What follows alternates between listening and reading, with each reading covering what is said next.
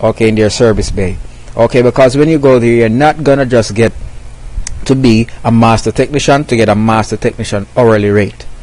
Okay, so therefore what I did, I simply I go on a website and I put in I try to figure out what entry-level mechanics get after they just leave school, and how much a dealer would likely pay them for them to be enlisted as a part of their workforce in service bay in the BMW dealership. And let's say if I didn't even get a job at the dealership, then if someone at a mechanic shop would have employed me, if I had that paper, then it would guarantee that I have a job anyway. But then again, how much would they pay is another thing. So we have to find out that. And I said then, sometimes they may pay you $14 an hour, or some people cut costs today since the economy is in a recessive cycle, a temporary decline in economic activity. Then what would happen is that most businesses today that would employ people to increase employment or to employ persons to get some miscellaneous things that they want to get done,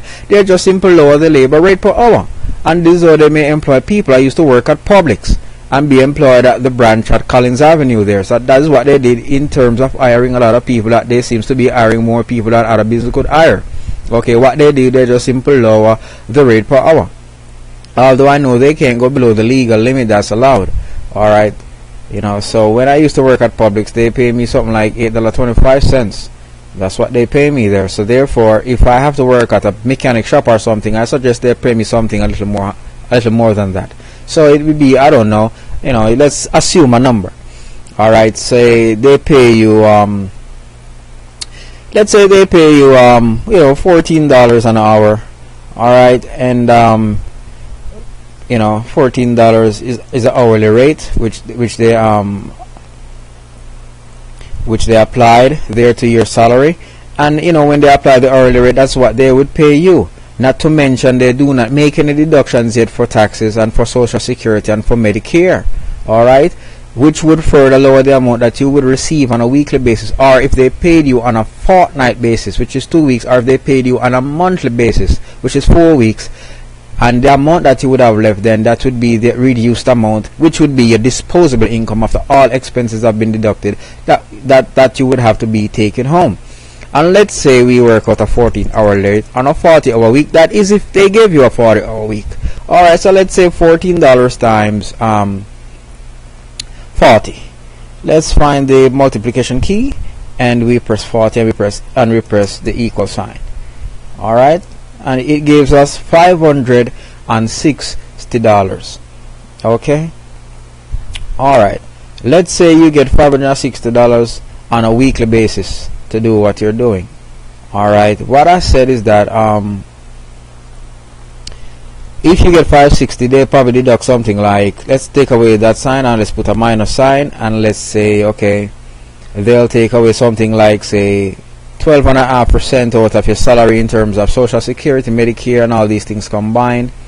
And then you have something like $547, and that still seems to be too little too. So let us apply 18%. Alright, let's apply the 18.5%. That when the total amount of what they deducted add up to about that 18.5%. Alright, I don't know exactly how much each individual percentage is right now for, say, Medicare, for, say, Social Security, amongst other miscellaneous costs, and so on and so forth. I don't know, but let's say you get $541 on a weekly basis. Alright, let's say you have that, because you have 541. Alright, let's take away that, and let's say we have 540, call it that, dollars we're getting from our job. And in Google here, we can just simply say, okay, then if we times that by 4, we can know that it's basically we get $2,160 on a monthly basis from the dealer or from a mechanic shop if they choose to pay us at, say, the hourly rate of $14 an hour. Alright, because if they do not pay $14 an hour, it simply means they're going to pay less. Alright, because economic time dictate common sense, and common sense dictate that you should cut expense in economic times if you want to have your business to survive. Okay, so I just choose $14, because I don't expect them to go any lower than that by pay entry-level mechanic. But that is just an assumption, because the actual is that they might even pay less. Alright, but let's go on with the 14 per hour times 40, and we get $541. I round it off to $540 times 4 weeks. So 4 weeks time you will get $2,160. Alright, if you look at what you have, it depends on how you spend your money as a person. Alright, and if you have previous debts, what will happen is that, you know, you'd have to make deductions from these weekly pay that you get of $540. And let's say you have a rent, which would be let's say on a weekly basis you have $540, and you have $540, and you like to say make a deduction. Let's say you have to take away you know, let's say you have light bills to pay.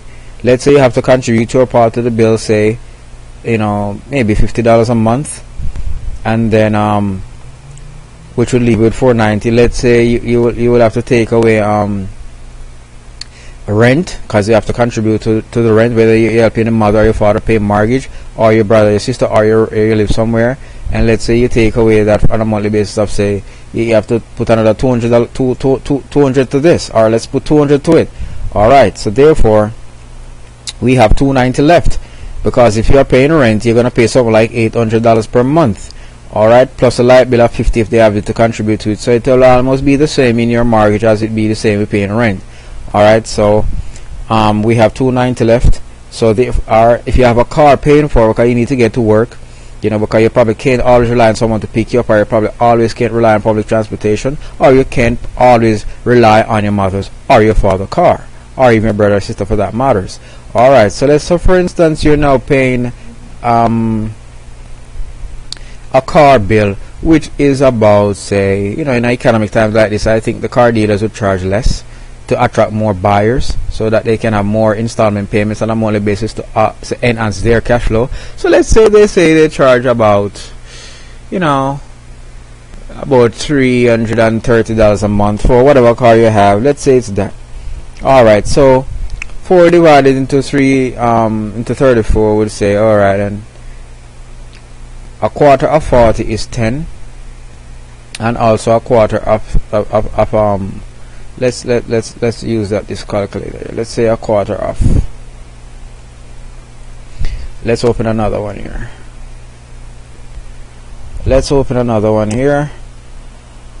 A quarter of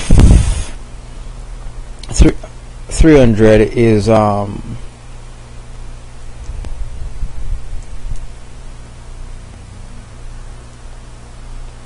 course 75. Alright, so you had, you know, 75 and 40 would give you about, press the equal sign, $115. So add $115 here. You add $115 here, things would be more like, you know, 365 is what they'd be paying. Oops, I have to space that properly. An equal sign, 365 that you would be paying out of your money. Alright, so you probably have $175 left, see, out of your weekly 540. Alright, if you should make incremental deductions every week to make up for those monthly payments that are forthcoming. Alright, so if I done this right, then if you have $175 left, I pay for your car and so on and so forth. Not to mention other things like food you need to eat and so on and so forth, and gas money and so on.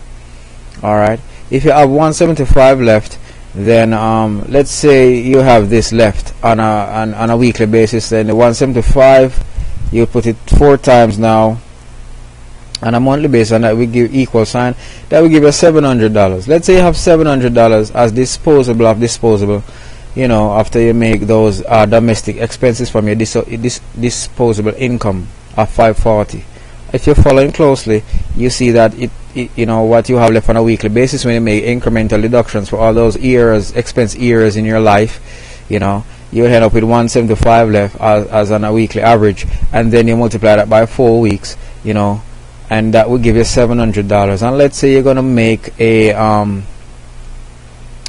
let's say that divide you're gonna subtract, let's say that 700, you're gonna subtract now the 300 we're going to subtract this from it. We're going to subtract the amount that you owe to start paying on your debt at school, $309.66. Alright, $309.66. Alright, $309.66, and we hit the equal sign and let us see how much we have. You see, we have $390 left on a monthly basis.